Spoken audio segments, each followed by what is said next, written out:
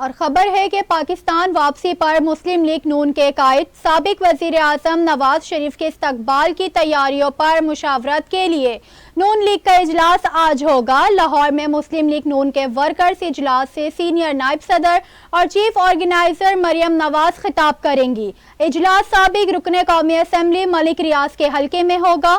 دوسری جانب پاکستان مسلم لیگ نون کی قیادت نے فیصلہ کیا ہے کہ وہ اپنا بیانیہ پاکستان کے معاشی احیا کے حوالے سے تشکیل دیں گی اور اسٹیبلشمنٹ مخالف بیانیے سے گریز کیا جائے گا۔